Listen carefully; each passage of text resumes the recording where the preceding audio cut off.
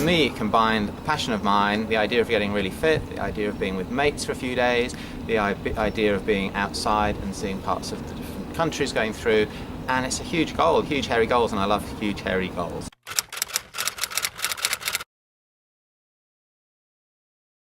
I hadn't done a lot, to be honest. I bought a bike to train for the trip. Got really excited about it.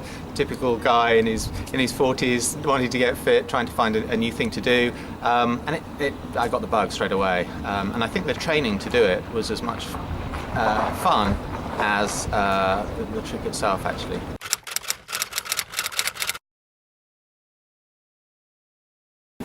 So the bike that I originally bought was a Fuji, which are better known for cameras than bikes, but I got a year-old model. It was discounted. Did it through the Bike to Work scheme, so got it discounted. Started cycling to work actually as part of it. And then this year I've been lucky enough to get a Pinarello Dogma 2 bike, which I can't wait to get out. It weighs like nothing, and it's going to take me on the leg from Geneva to Milan this year.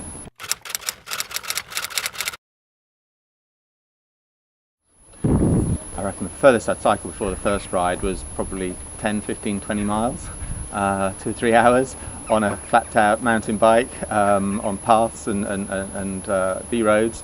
So I reckon I did about 6, 7 months of training from getting my first road bike to going from the UK to Paris.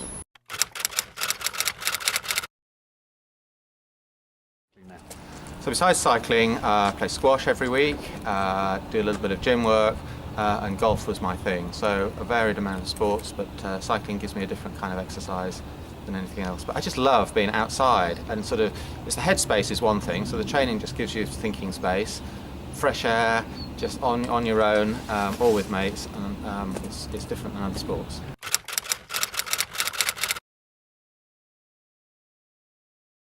I'm going to do all 25 legs. Yeah. I'll be in my 70s by the time I get there, but I'll be over the finishing line. So it'll be old men in lycra, not middle-aged men in lycra.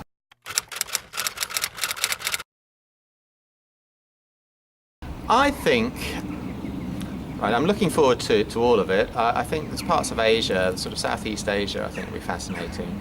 I'm picking up cultures, picking up different sort of foods, and hopefully not picking up different diseases and different illnesses, but just, you know, the whole thing for me is driving it as well is one more child. And each year as we get closer to Sydney, we're going to accumulate millions of pounds for a charity that was founded by one guy and his wife that first year had 40 kids. Then they go up to about 80 kids. Last year we managed to get them to look after 200 kids through 100 and something people riding to Geneva. Just think what we can do in 25 years. That's the thing that's fascinating and exciting.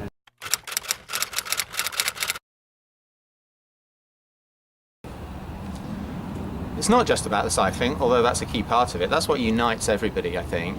I think whether you're a triathlete and you're going to get across the finishing line first, or you're brand new to cycling and it's just a long day with friends and you're just pedalling at the speed you want to go. That doesn't matter which part of that.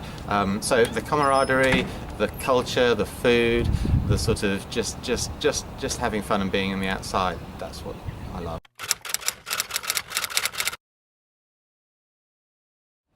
The best thing about the trip for me has been the difference we've made to the one more children, and the fact that you can find something getting from A to B. You can find 100 and something people, most of whom you haven't met before. By the end of 3 or 4 days, you're mates with them, you cycle with different people along the way, you've had a laugh, and you can have your beers at the end of it. Yeah.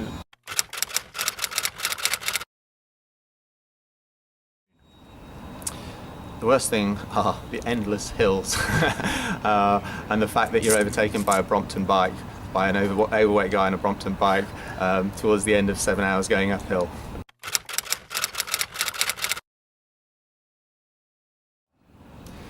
I think the thing that surprised me most about the trip is actually that I felt less knackered at the end of the 4 days than I thought I would.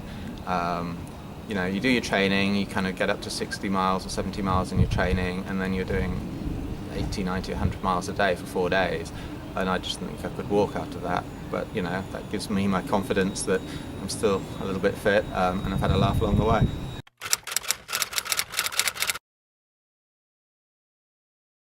My friends and family think I'm mad. 25-year commitment. They're a bit jealous, I think. I think my kids are probably a little bit inspired, although they won't admit that. And it gets me out of the house and in the fresh air.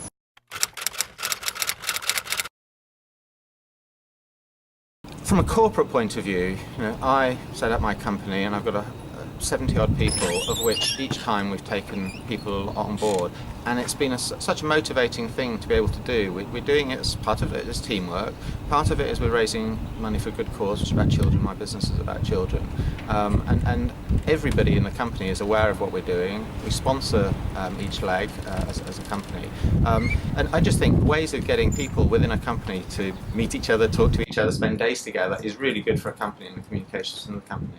So there are a number of companies that do it, and I think it's a great corporate exercise. If nothing else, you bond.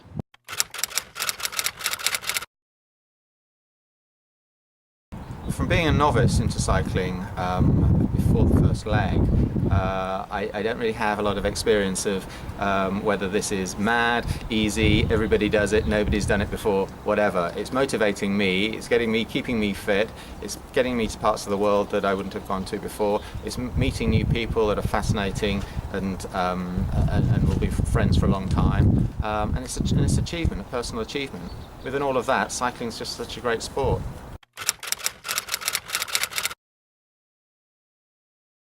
So for training, we tend to do it in June, so I really start sort of in January, indoor on a turbo trainer, then get outdoor when the spring comes, and try and build up to about 60 miles, 70 miles before the first day of the 4-day trip. And I think diet is really important as well in that lead up, and just look after yourself. But there's lots of advice out there, but you can get a little regime, stick to it and do it. Ride25. Explore the world leg by leg.